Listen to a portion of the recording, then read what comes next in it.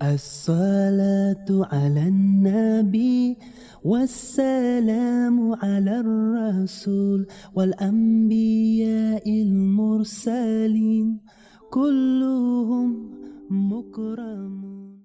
Assalamualaikum warahmatullahi wabarakatuh. Alhamdulillahi rabbil alamin. Wassalatu wassalamu ala ashrafil anbiya wal mursalin Muhammad ibni Abdullah wa ala alihi wa sahbihi wasallam, amma ba'du. Sahabat LC yang dirahmati oleh Allah, apa kabar Anda di kesempatan hari ini? Mudah-mudahan dalam keadaan sehat walafiat dan senantiasa mendapatkan perlindungan dan pertolongan dari Allah Subhanahu wa taala di setiap saat dan keadaan. Alhamdulillah, di kesempatan penuh barakah ini kita dipertemukan oleh Allah Subhanahu wa taala, dan insya Allah kita akan bersama-sama kembali mempelajari tentang sirah nabawiyah atau biografi kehidupan Nabi Muhammad SAW. Pada episode yang kedua ini, insya Allah tema pembahasan kita adalah seputar keistimewaan sirah atau biografi Rasulullah SAW. Di pertemuan yang lalu, kita membahas apa itu sirah nabawiyah dan apa manfaat bagi kita menelaah kehidupan beliau. Yang ternyata sangat luar biasa sekali, banyak sekali faidah-faidah yang bisa kita ambil ketika kita mempelajari peri kehidupan beliau atau biografi kehidupan beliau. Pertama, beliau adalah teladan untuk kita semua, dijadikan sebagai prototipe seorang muslim yang sejati. Yang kedua, hadirin rahimakumullah, agar kita senantiasa mencintai Rasulullah SAW dengan mempelajari sirah, kita akan lebih mencintai beliau, karena mencintai beliau adalah sebuah kewajiban dan ibadah yang besar sekali. Dan manfaat-manfaat lain yang sudah kita jelaskan. Dan insya Allah pada kesempatan kali ini temanya adalah keistimewaan sirah nabawiyah. Hadirin rahimakumullah, sirah sebagaimana sudah kita jelaskan kemarin berarti adalah biografi. Ketika disandarkan kepada kata an-nabawiyah, ini merujuk secara khusus kepada biografi Nabi Muhammad SAW. Kalau secara umum sirah itu bisa berarti biografi, maka siapa saja itu bisa membuat atau menyusun sirahnya sendiri, atau orang lain menyusun sirah atau biografi siapa saja. Misalkan ada seorang anak punya bapak namanya Ahmad, atau nama bapaknya Budi misalkan, ya. Itu bisa saja anaknya kemudian menyusun karangan atau tulisan yang menjelaskan biografi bapaknya yang bernama Budi. Maka bukunya itu atau tulisannya itu bisa ditulis atau bisa dikasih judul misalkan Sirah Budi. Ya. Nah, demikianlah kita mendapatkan di toko-toko buku atau buku-buku yang kita baca itu banyak yang berbicara tentang sirah atau biografi orang-orang hebat. Ya, baik tokoh-tokoh agama, tokoh-tokoh politik, tokoh-tokoh kedokteran, atau tokoh-tokoh orang-orang yang memiliki pengaruh atau manfaat bagi kehidupan umat manusia.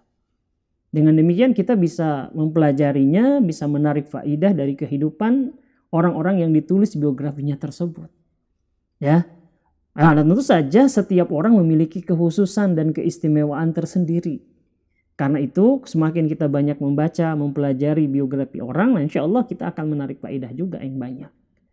Nah, khusus ini, yaitu ketika kita mempelajari sirah nabawiyah atau biografi kehidupan Nabi Muhammad SAW, kita pelajari dengan seksama, kita pelajari dengan detail, lalu kita bandingkan dengan sirah ataupun biografi manusia-manusia yang lain, baik tokoh agama, tokoh politik, tokoh ekonomi, tokoh sosial, atau tokoh dalam berbagai bidang yang lainnya, akan nampak bagi kita ada keistimewaan-keistimewaan dari biografi kehidupan Nabi Muhammad SAW yang tidak bisa kita temukan, tidak bisa kita dapatkan dari biografi manusia-manusia yang lainnya.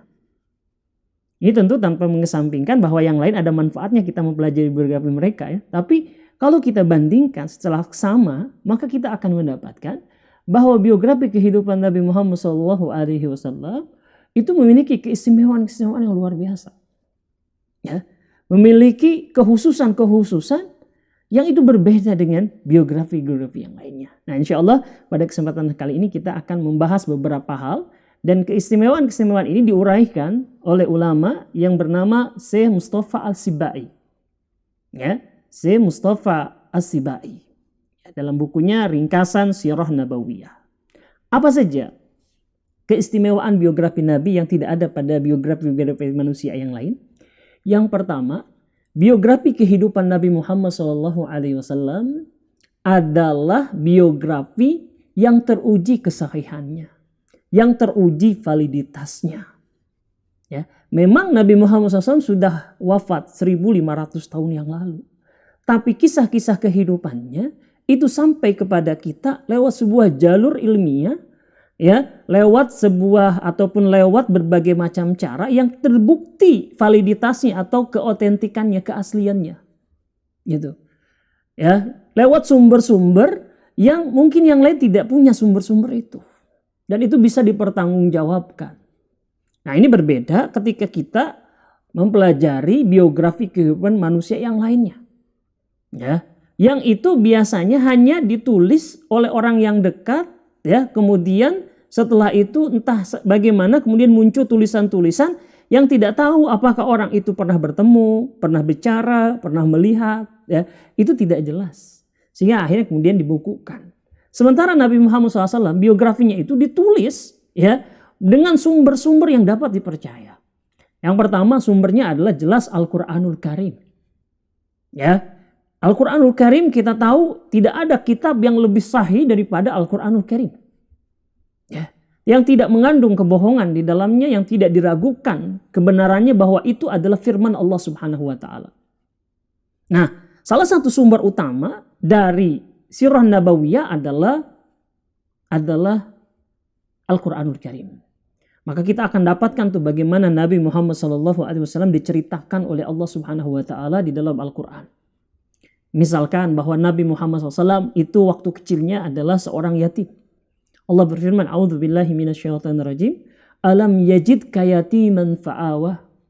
Bukankah kami, ya, alam yajidka, bukankah Allah Subhanahu wa taala telah menemui atau telah mendapatkan engkau sebagai seorang yatim, lantas Allah Subhanahu wa taala mengurusmu. Ya.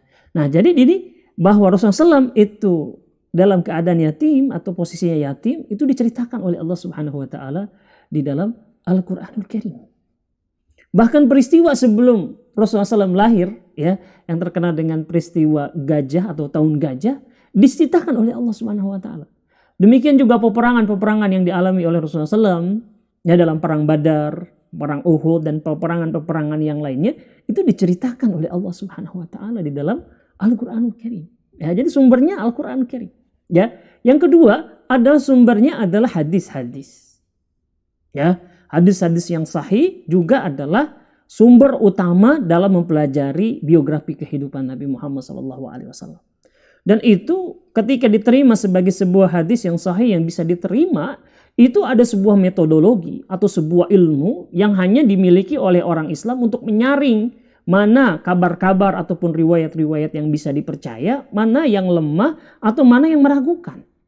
Nah, dalam Islam itu disebut dengan ilmu hadis atau ilmu mustalahul hadis. Nah, ya, dan itu banyak sekali para ulama yang mengumpulkan hadis-hadis yang sahih atau hadis-hadis yang tadi, ya, yang diucapkan ataupun dilakukan atau diikrar oleh Rasulullah Sallallahu Alaihi Wasallam, dan sekaligus itu menceritakan tentang sisi-sisi kehidupan beliau. Kita kenal ada namanya kitab Sahih Bukhari, kita kenal namanya Sahih Muslim, ya. Kemudian kita kenal 4 kitab Sunan, ya.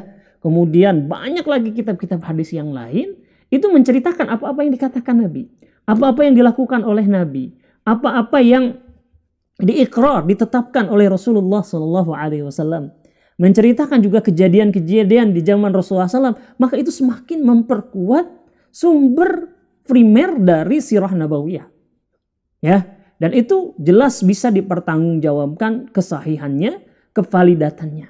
Nah, hal ini berbeda kalau misalkan kita melihat tokoh-tokoh yang lain, yang itu tadi tiba-tiba ada biografi atau dia kisah-kisahnya itu atau peri kehidupan biografinya itu hanya dari mulut ke mulut yang tidak tahu siapa yang membawakan kabar itu, bagaimana keadilannya, bagaimana apakah orang itu bisa dipercaya atau tidak. Nah, inilah keistimewaan yang pertama, yaitu sirah nabawiyah adalah sirah yang paling atau biografi yang paling sahih, yang paling, ya, teruji validitasnya. Ini yang pertama. Yang kedua, hadirin rahimakumullah, keistimewaan sirah nabawiyah ini adalah ya, setelah tadi kita bicara bahwa yang paling valid ya, yang kedua adalah runutan peristiwanya atau kejadian-kejadian yang menceritakan kehidupan beliau ini adalah paling jelas. Gitu ya. Paling nyata. Ya, setiap periode kehidupan beliau itu tergambarkan atau terekam dengan sempurna. Ya, bagaimana misalkan keadaan masyarakat sebelum beliau diutus. Kemudian kejadian beliau lahir. Ya. Kemudian masa kecil beliau, masa muda beliau, ya, itu terekam jelas sekali. Lantas setelah menerima wahyu dari Allah, ya, lantas kemudian ketika berdakwah di kota Mekah atau yang disebut dengan dakwah Makkiyah, ya. Kemudian di Mekah sendiri terbagi dua periode, yaitu dakwah sirriyah dan dakwah jahriyah, ya. Itu periode-periodenya sangat jelas sekali. Jadi sangat jelas. Jadi menggambarkan memang betul bahwa beliau ini adalah sosok ya yang hadir di muka bumi ini, episode-episode kehidupannya jelas ya, bisa dipertanggungjawabkan ya, dan juga nanti kita akan bicara pada keistimewaan yang selanjutnya. Setiap momen-momen kehidupan itu bisa dijadikan sebagai teladan bagi kita dari sudut manapun ya, dengan berbagai peran yang dimiliki oleh Nabi Muhammad SAW. Nah, ini berbeda juga dengan biografi tokoh-tokoh yang lain yang ada di dunia. Yang biasanya kita mengenalnya kalau sudah jadi orang terkenal. Tapi tidak tahu bagaimana masa kecilnya. Bagaimana masa mudanya. Jadi periode-periode itu ya tidak kita bisa temukan secara jelas. Nah, ini berbeda dengan Nabi Muhammad SAW. Bahkan ibu bapaknya itu siapa? Itu jelas sekali. Ya. Lantas siapa kakek-kakek beliau? Misalkan profil dari kakek beliau yang pertama yaitu Abdul Muthalib. Ya, itu jelaskan bagaimana posisi Abdul Muthalib, bahwa beliau adalah tokoh bangsawan Quraisy yang memiliki keistimewaan-keistimewaan. Bagaimana kakek yang kedua yang bernama Hashim. Ya, bagaimana kakek beliau yang ketiga yang bernama Abdul Manaf misalkan. Itu jelas sekali, luar biasa. Ya. Nah, ini keistimewaan yang kedua, yaitu bahwa peri kehidupan beliau disajikan dalam bentuk informasi yang sangat jelas, terang benderang. Ya, jadi beliau ini bukan sosok majhul, sosok yang tiba-tiba muncul jadi tokoh, tidak. Ya, semuanya jelas. Bagaimana beliau belajar, bagaimana beliau mengajar di tengah-tengah umat. Ya, ini pun mendapatkan wahyu dari Allah Subhanahu Wa Taala. Ini pun jelas sekali.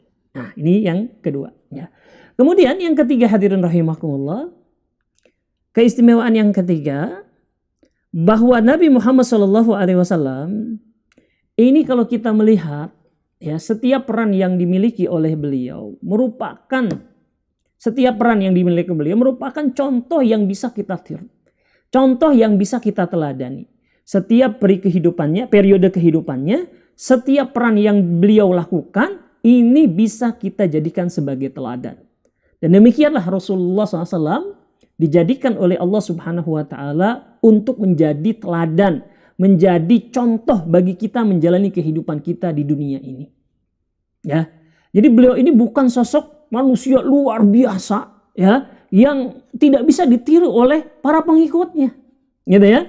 Memang beliau memiliki keistimewaan tersendiri, gitu. Tapi apa yang dikatakan oleh beliau, apa yang dilakukan oleh beliau, ini umatnya bisa mencontohnya dengan berbagai peran yang beliau miliki. Contoh misalkan Rasulullah SAW di dalam sirah nabawiyah ketika beliau memasuki remaja, memasuki usia pemuda, beliau adalah seorang pemuda yang dijaga fitrahnya oleh Allah Subhanahu Wa Taala.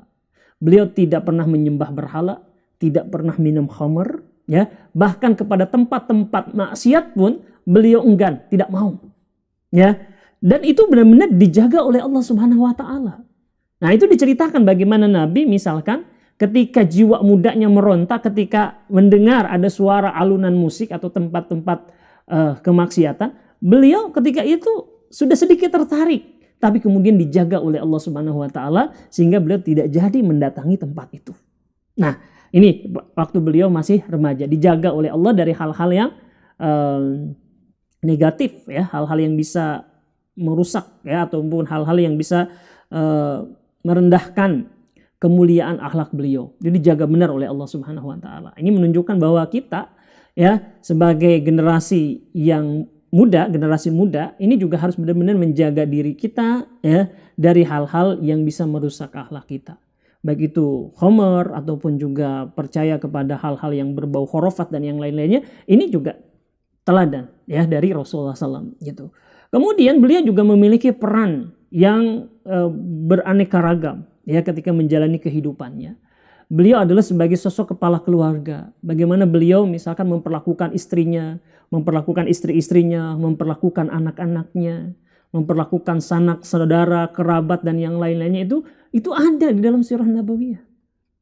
Ya, beliau sosok yang sangat sangat bertanggung jawab, memperhatikan ya istrinya. Ya, kemudian beliau juga Rasulullah SAW juga memperhatikan anak-anaknya, gitu ya. Dengan sebaik-baiknya fitrahnya dijaga. Maka tak heran begitu Nabi Muhammad SAW diangkat menjadi nabi, diangkat menjadi rasul, maka beliau yang lakukan pertama kali adalah mendakwahi keluarganya, berdakwah kepada keluarganya. Tapi bagaimana respon keluarganya? Semuanya masuk Islam. Istrinya Khadijah bintu Khuwailid radhiyallahu anhu, kemudian anak-anaknya Fatimah, ya, kemudian Ummu Kulsum, Ruqayyah, Zainab, semuanya langsung masuk Islam. Demikian juga orang yang tinggal di rumah beliau, seperti misalkan keponakan beliau Ali bin Abi Thalib, ya, kemudian juga pembantu beliau, ya, yaitu Zaid ibnu Harisah, semuanya masuk Islam. Ini menunjukkan bahwa Nabi menjaga betul fitrah mereka, sehingga ketika sampai risalah dakwah kepada mereka, respon mereka itu cepat untuk menerima. Nah ini, beliau sebagai pemimpin keluarga. Beliau sebagai sosok guru. Ya, beliau sosok guru. Ya, beliau walaupun bilang ataupun menganggap bahwa para pengikut beliau, ya, yaitu para sahabat ridwanullah alaihim ajma'in ini adalah sebagai murid-murid beliau, tapi beliau ya itu memposisikan mereka sebagai sahabat dan mengajari mereka dengan benar-benar. Ya. Dan para sahabat pun menyimak setiap apa yang dikatakan, apapun dilakukan oleh Rasulullah SAW dengan penuh khidmat. Ya. Dan beliau selalu mencontohkan sendiri apa yang dikatakan oleh beliau. Beliau memotivasi umat untuk jujur. Dan beliau adalah sejujur-jujurnya manusia. Ya. Tidak pernah berbohong dan itu sejak dulu dilakukan. Ya. Nah ini sosok beliau sebagai seorang guru. Ya, masih banyak lagi peran yang dilakukan oleh Nabi Muhammad SAW. Beliau sebagai pemimpin negara, beliau sebagai pemimpin militer, ya, beliau sebagai sosok seorang sahabat. Ya itu semuanya banyak peran-peran yang bisa dilakukan oleh Nabi dan hendaknya kita meneladani itu semua. Bagaimana beliau berdagang misalkan, ya, berinteraksi dengan orang awam, ya. Ini juga teladan yang bisa kita ikuti, ya. Jadi memang inilah keistimewaan yang ketiga, yaitu beliau di setiap periode kehidupannya atau berbagai peran yang beliau alami semasa kehidupannya di dunia itu bisa diteladani. Demikianlah Allah menjadikan beliau sebagai teladan untuk kita. Laqad kana lakum fi Rasulillahi uswatun hasanah. Telah ada pada diri Rasulullah sallallahu alaihi wasallam adalah suri tauladan yang baik, ya. Tauladan yang baik untuk kalian semua, gitu. Ya. Nah kemudian hadirin rahimakumullah, keistimewaan yang selanjutnya bahwa sirah nabawiyah ini adalah menunjukkan bukti hakikat kebenaran kenabian dan risalah yang dibawa oleh Nabi Muhammad SAW. Ya, siapa yang memperhatikan bagaimana perjalanan hidup beliau waktu menjadi nabi? Ya, beliau berdakwah di tengah suatu kaum yang sudah mencapai pada titik puncak kejahiliahan. Berhala disembah di mana-mana, bertebaran di mana-mana, di rumah-rumah, di jalan-jalan, bahkan di tempat di mana seharusnya hanya Allah yang diagungkan, yaitu Baitullah. Berhala itu penuh di sana kemari. Kemudian akhlak, ya, kemudian keyakinan-keyakinan tidak berdasar, ya, yang disebut dengan takhayul, bid'ah, khurafat dan yang lain-lainnya itu tersebar di mana-mana. Ya. Lantas kemudian mulai beliau berdakwah menghadapi penolakan-penolakan yang sangat keras sekali. Bahkan beliau dianiaya, sahabat-sahabatnya dianiaya, bahkan banyak yang dibunuh. Yang puncaknya adalah seluruh para sahabat terpaksa harus pergi menyelamatkan iman mereka, berhijrah ke negeri Madinah. Dan beliau pun dipaksa untuk pergi ke sana. Ya. Nah, tetapi setelah itu ya, dalam waktu kurun 8 tahun beliau dibunuhi oleh para sahabatnya, beliau Rasulullah SAW dan para sahabatnya diusir, banyak juga pengikut-pengikutnya dibunuh ya. 8 tahun kemudian datang dalam keadaan menang. Dimenangkan oleh Allah Subhanahu wa taala. Lantas berubahlah keadaan Jazirah Arab yang tadinya dipenuhi dengan kejahiliahan yang dipenuhi dengan penyembahan terhadap berhala, penyembahan terhadap hamba-hamba yang lainnya, ya, kemudian akhlak yang sangat terpuruk, ya, itu kemudian bisa kembali bangkit.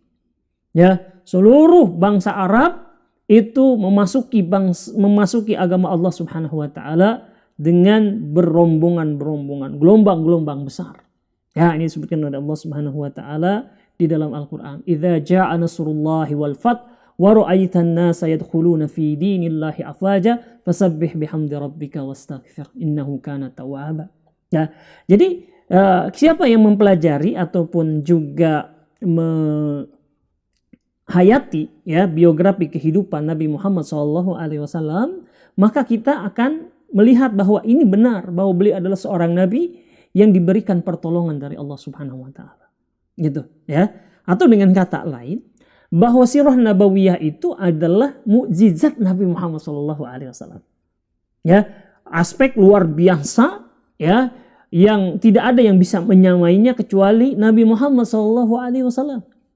Ya, kecuali Nabi Muhammad SAW itu mukjizat. Jadi orang kalau bicara tentang mukjizat para nabi, itu banyak yang membicarakan hanya sebatas misalkan api menjadi dingin untuk Nabi Ibrahim, ya. Kemudian bagaimana Nabi Musa alaihissalam melempar tongkat jadi ular besar, ya, atau memukulkan tongkat ke lautan lantas lautan terbelah menjadi 2, ya. Kemudian Nabi Saleh misalnya keluar unta dari bebatuan, gitu kan?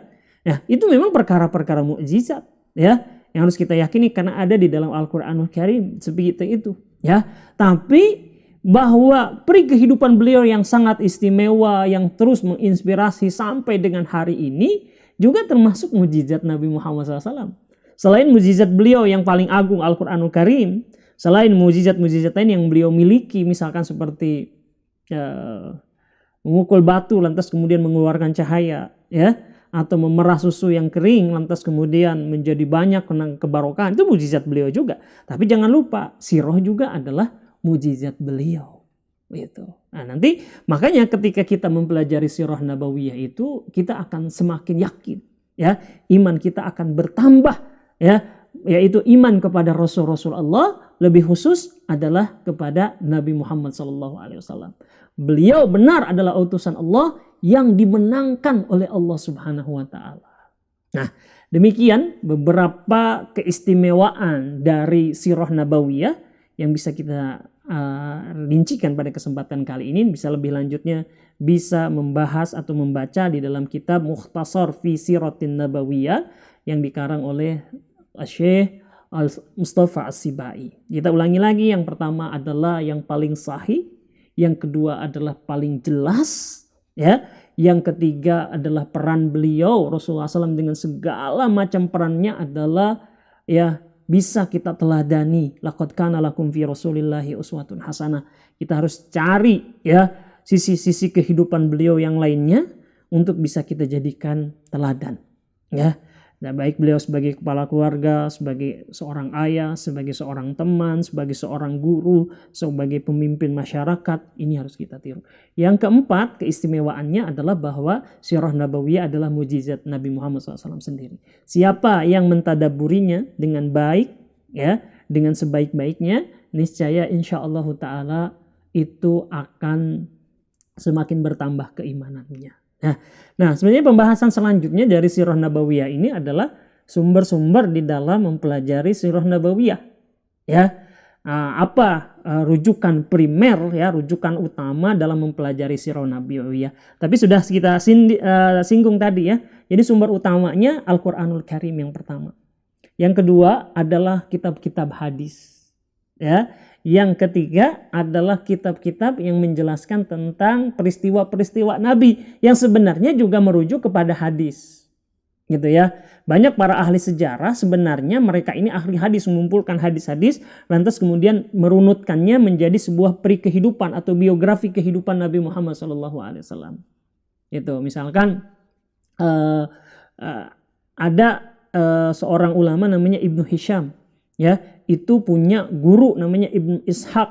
Ya, Ibnu Ishaq itu ketika dia menyusun biografi kehidupan Nabi Muhammad SAW, beliau itu berdasarkan ilmu-ilmu hadis, gitu ya, ilmu-ilmu hadis. Nah, ini kitab-kitab yang menjelaskan tentang kejadian-kejadian Nabi Muhammad SAW.